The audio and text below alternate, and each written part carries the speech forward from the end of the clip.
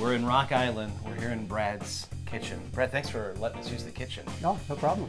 Brad is, well, you're one of the guys that really makes the show happen, right? I am part of the Brewed Crew, yes. The Brewed Crew. You have Brad to thank for, you know, what the show looks like. You do, I mean, what all do you do?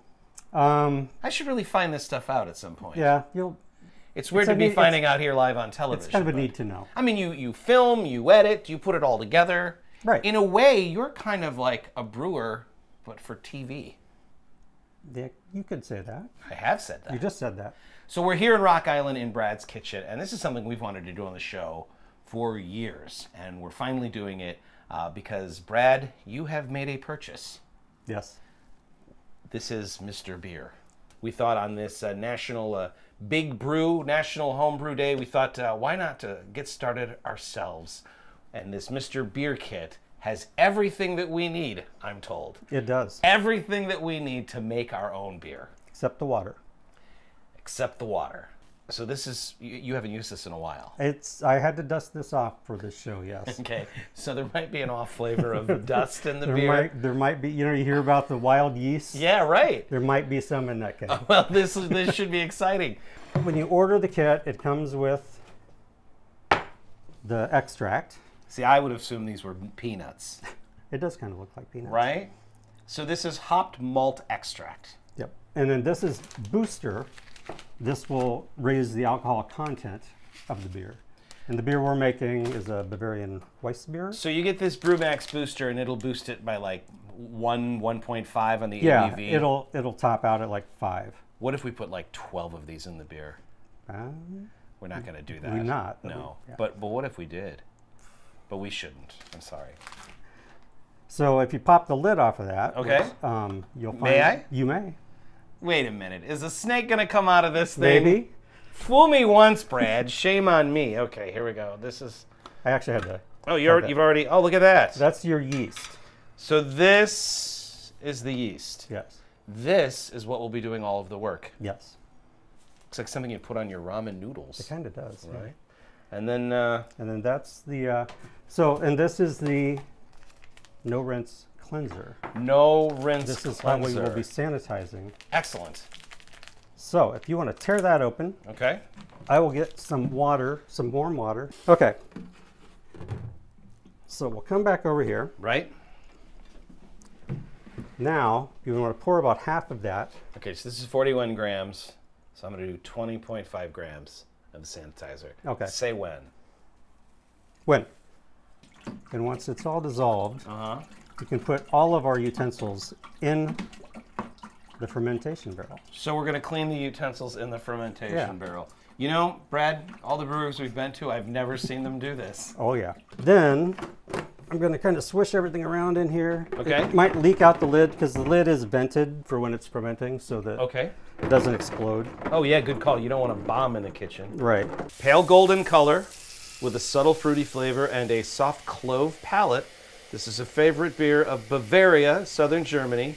Just add a slice of lime or orange for the ultimate zesty thirst quencher. Well, that sounds delicious. So if you want to set that gently in there so you don't splash yourself, we got to put it in some hot water. Okay. So that because put the can in hot water. Put the whole can in there because it's a very like molasses-like.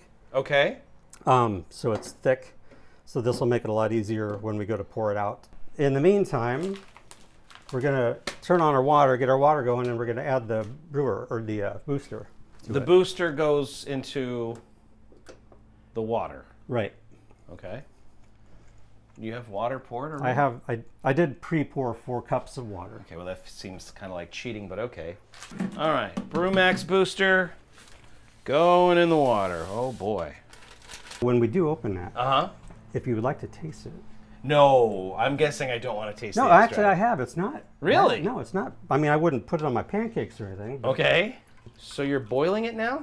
Yeah, we got to bring it up to a boil. As soon as it hits a boil, we just turn it off, take it off the heat, and that's when we put the That's when the extract goes in. All right.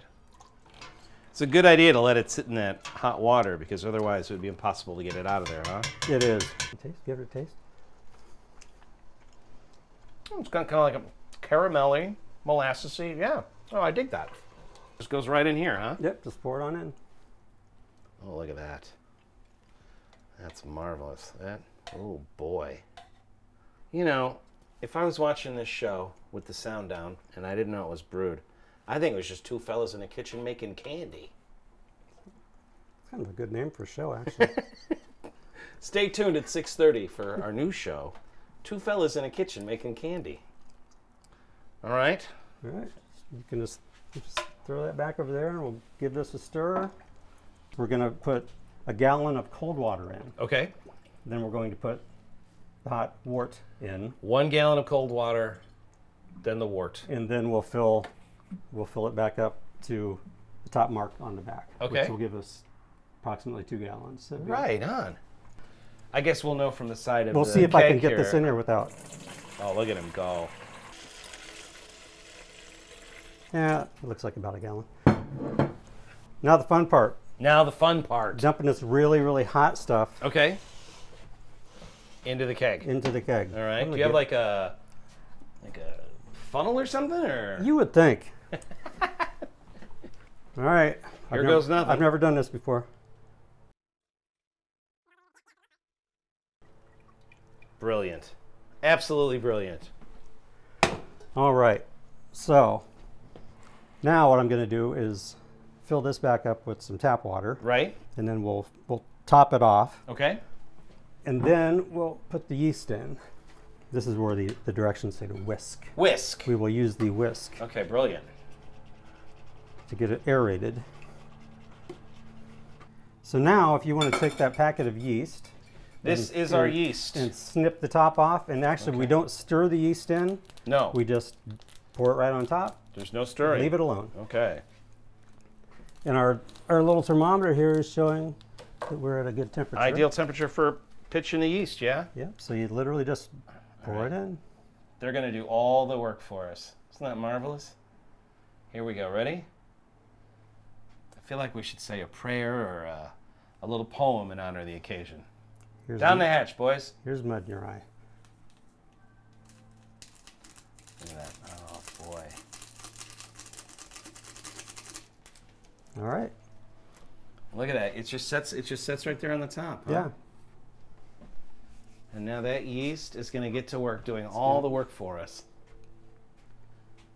This just goes into a dark, A cool, dry place? cool dry But place. it's got to be dark, you mentioned. Yeah, but we want it like between 68 and 74 degrees-ish, I think, is what they said is the optimum temperature. So the basement.